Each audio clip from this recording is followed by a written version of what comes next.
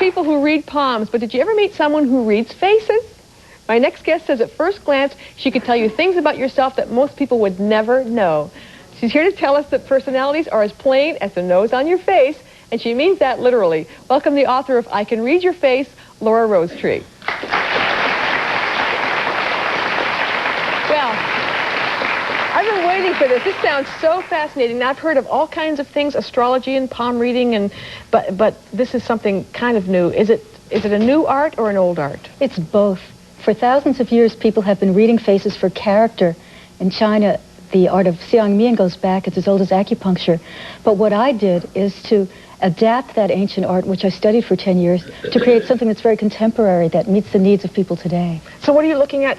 Just a nose or eyes or a cheek, right. or cheeks or a chin or something? That's right, Jenny. It's the physical traits on the face, not the expression, because what you're reading for is long-term things about a person's talents and abilities.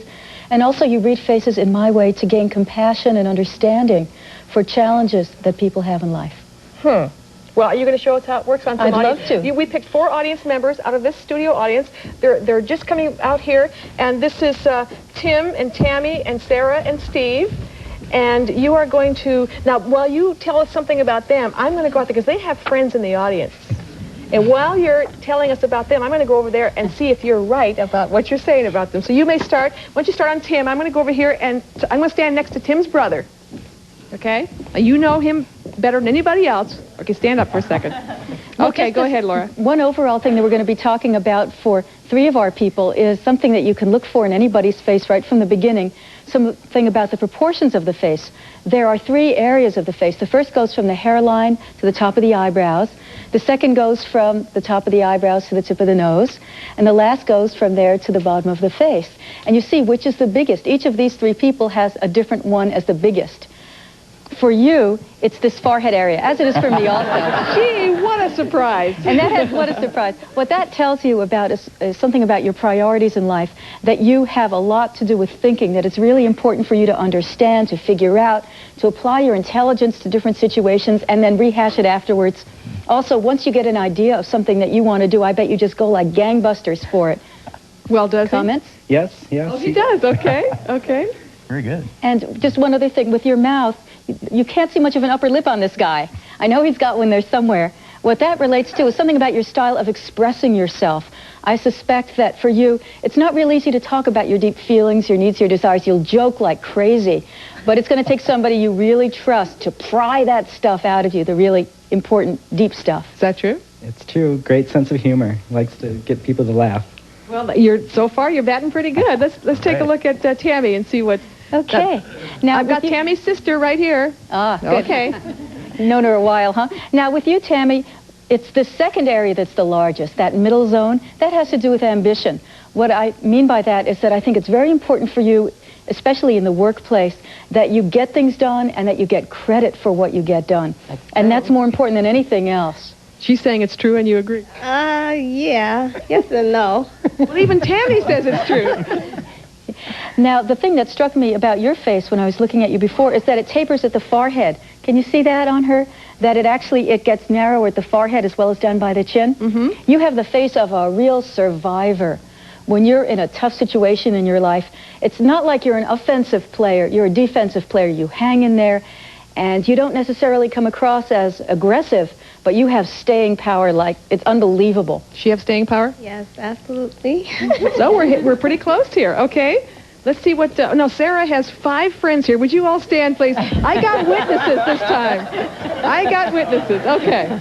Sarah has this as the largest zone, this reality check area. And I think with you, what's really important, more than pure ideas or personally getting credit for things, is seeing what is going on in life, having contact with reality.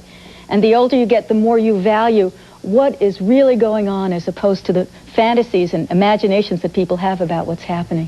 That sounds pretty good. Does that sound like her? Yeah. She's a realist. She's a realist? How long you known her? About 25 years. Well, she ought to know. What were you going to say? I think she deals a lot with her spirituality, too. That sounds pretty close to me. Well, spirituality is real for those people who feel it.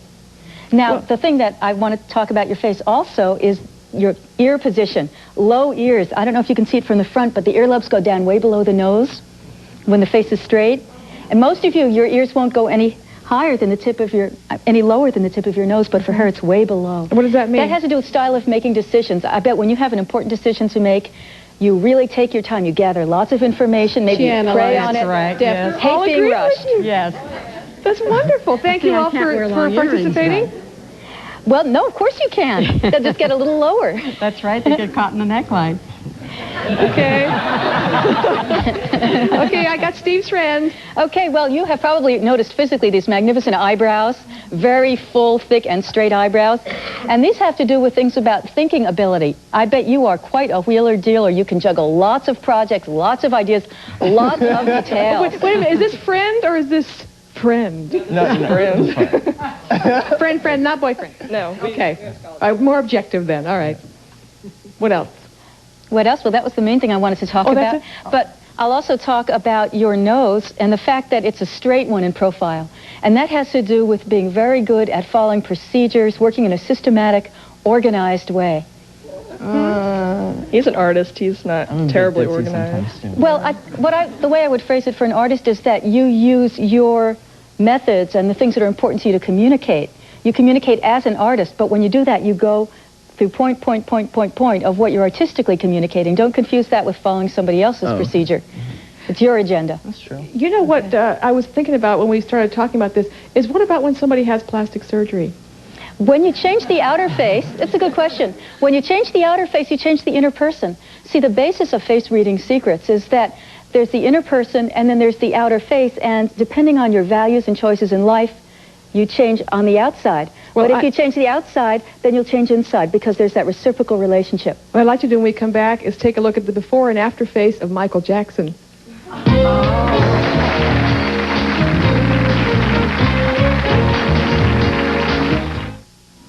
I'll tell you, for years I was faithful to one detergent. Until this guy offered to wash one of my husband's T-shirts in an unbranded detergent and another in liquid surf. I said, fine, go ahead. And, you know, they both look spotless.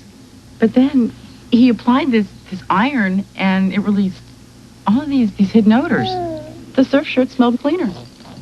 So now we use that. With surf, it doesn't just look clean. It really is clean. It's really clean.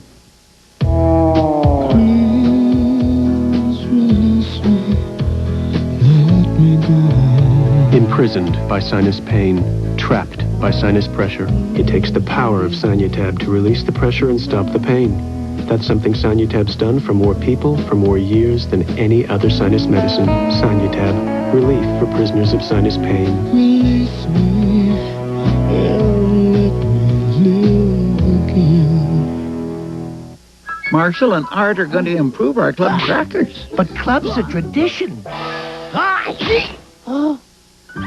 Some traditions were meant to be broken. Wow. Keebler Club Crackers, now easy-to-serve singles.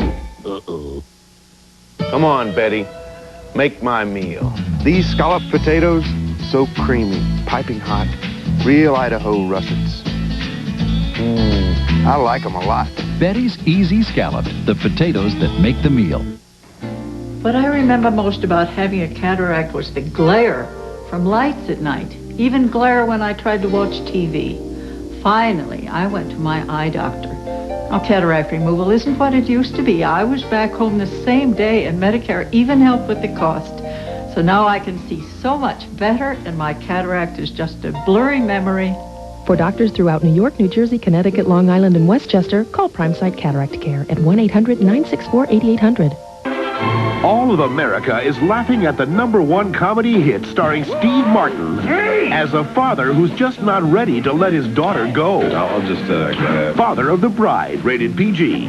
And from Hollywood Pictures, the movie that's rocked America 4 weeks in a row is the thriller critics are calling gripping, suspenseful, more frightening than Fatal Attraction. You don't know what she's capable of.